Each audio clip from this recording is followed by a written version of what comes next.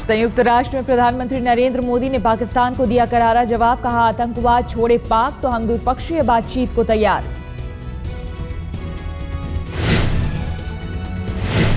संयुक्त राष्ट्र में दिए अपने भाषण में प्रधानमंत्री मोदी ने कहा आतंकवाद के माहौल में बातचीत संभव नहीं, बातचीत के लिए शांतिपूर्ण माहौल होना जरूरी।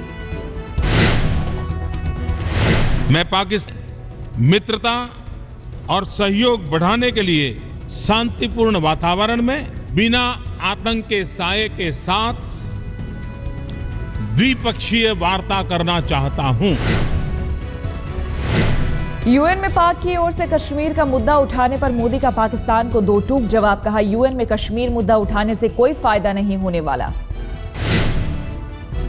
पाकिस्तान का भी यह दायित्व है कि उपयुक्त वातावरण बनाए और इस मंच पर बात उठाने से समाधान के प्रयास कितने सफल होंगे, इस पर कईयों को शक है। मोदी ने अपने भाषण में कहा कई देशों में आतंकवाद को पनाह, हम पिछले 4 दशक से आतंकवाद झेल रहे हैं। आतंकवाद दुनिया के सामने एक बड़ी चुनौती, इसे लड़ने के लिए सबको एक साथ आना होगा। मोदी ने अपने भाषण के दौरान इशारों में संयुक्त राष्ट्र सुरक्षा परिषद में भारत की स्थायी सदस्यता का भी ठोका दावा, कहा यूएन में सुधार जरूरी।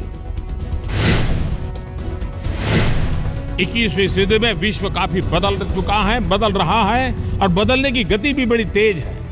हम नए विचारों पर बल दें, अगर ये हम कर पाएंगे तभी जाकर के हमारा रिलेवेंस रहेगा। मोदी ने संयुक्त राष्ट्र के रहते अलग अलग समूहों के संगठन पर भी उठाए सवाल, कहा G7 G20 के बजाय G-all की तरफ बढ़ने की जरूरत। यूएन में अपने भाषण में प्रधानमंत्री नरेंद्र मोदी ने योग पर भी दिया जोर, दुनिया में अंतर्राष्ट्रीय योग दिवस मनाने का दिया प्रस्ताव।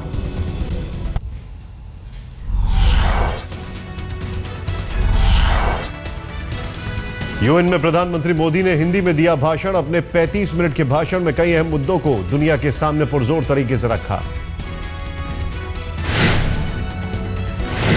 यूएन में भाषण के बाद मोदी को बधाई देने के लिए कतार में खड़े हुए 100 देश के प्रतिनिधि।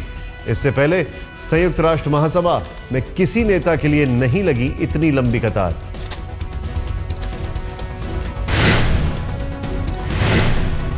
अमेरिका में युवाओं पर चला प्रधानमंत्री नरेंद्र मोदी का जादू। न्यूयॉर्क के सेंट्रल पार्क में मोदी को सुनने उमड़ी भारी भीड़। मोदी के भाषण पर पार्क में जमकर बजी तालियां। सेंट्रल पार्क में गीत संगीत के बीच पहुंचे मोदी ने युवाओं में भरा जोश, कहा आप हमारे भविष्य हो, आप ही हमारा कल तय करेंगे। मोदी ने न्यूयॉर्क को बताया ग्रेट सिटी।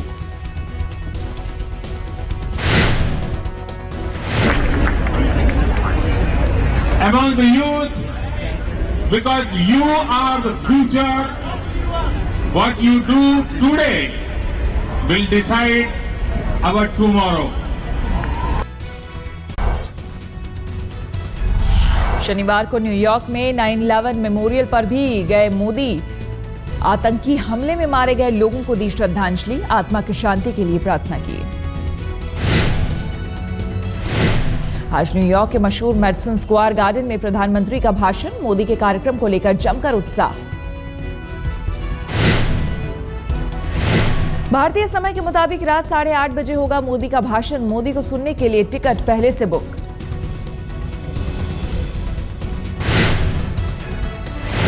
मोदी के भाषण को लाइव दिखाने के लिए बड़ी तैयारी। न्यूयॉर्क के मशहूर टाइम्स स्क्वायर पर लगा बड़ा स्क्रीन। मोदी के सम्मान में आज रात भारत के राजदूत देंगे डिनर। न्यूयॉर्क में मौजूद भारतीय मूल के लोगों से भी मिलेंगे प्रधानमंत्री। पाकिस्तान के राष्ट्रीय सुरक्षा और विदेश मामलों के सलाहकार सरताज अजीज ने कहा भारत करे पहल तो हम बातचीत के लिए तैयार।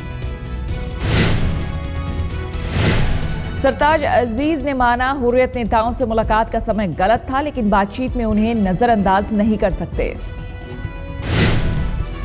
टाइमिंग गालिबन इस लिहाज से जरूरी थी उस वक्त, क्योंकि अभी सब्सटेंशियल नेगोशिएशन नहीं हो रहे थे। जो बुनियादी बात है कि हमें कहा गया कि आप अगर मिलेंगे तो डायलॉग ही नहीं होगा, तो कभी भी नहीं होगा। कि हमने कभी भी ये बात नहीं माननी कि कश्मीरी लीडर से मुलाकात न करें। जस्टिस एचएल दत्तू बने भारत के नए मुख्य न्यायाधीश। राष्ट्रपति भवन के समारोह में राष्ट्रपति ने दिलाई शपथ। 2 दिसंबर 2015 तक होंगे दत्तू का कार्यकाल।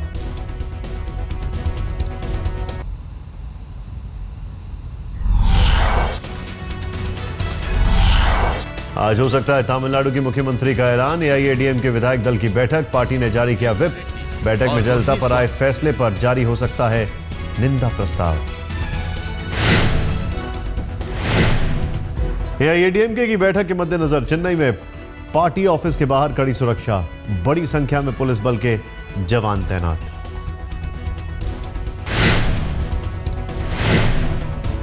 बैंगलोर में जयललिता से मिलने पहुंचे एआईएडीएम के नेता। बैंगलोर की सेंट्रल जेल में है जयललिता। नेताओं ने कहा राजनीति से प्रेरित पूरा मामला।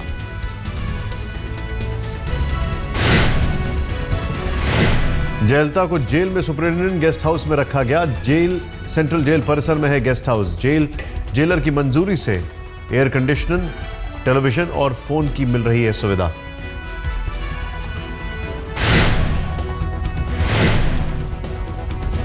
हरियाणा चुनाव में जीत की कामना के लिए बहादुरगढ़ में दीपेंद्र हुड्डा ने किया हवन। दिल्ली के कांग्रेस नेता सज्जन कुमार भी रहे मौजूद।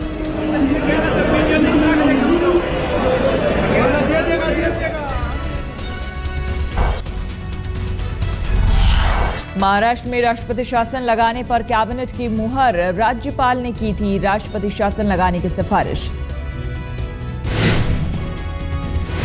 कांग्रेस एनसीपी गठबंधन टूटने के बाद मुख्यमंत्री पृथ्वीराज चौहान ने दिया था इस्तीफा। महाराष्ट्र में 15 अक्टूबर को होने हैं चुनाव। बीजेपी से अलग होने के बाद उद्धव ठाकरे की मुंबई में पहली रैली। गठबंधन टूटने पर महाराष्ट्र की जनता से मांगी माफी, लेकिन बोले मेरे कारण नहीं टूटा गठबंधन। उद्धव ठाकरे ने अपनी रैली में मोदी पर किया हमला, कहा आप दिल्ली चलाइए, हमें महाराष्ट्र चलाने दीजिए।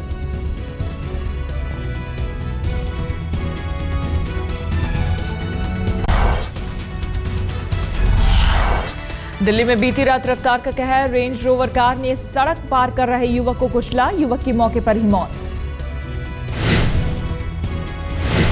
कन्हैया नगर मेट्रो स्टेशन के पास हुआ हादसा। हादसे के समय कार में सवार थे 2 लोग। समय रहते एयरबैग खुलने से बची जान। पुलिस ने कार चला रहे शख्स को गिरफ्तार किया। नशे में था या नहीं इसकी हो रही है जांच। गुजरावाला टाउन में रहने वाले किसी कारोबारी की गाड़ी।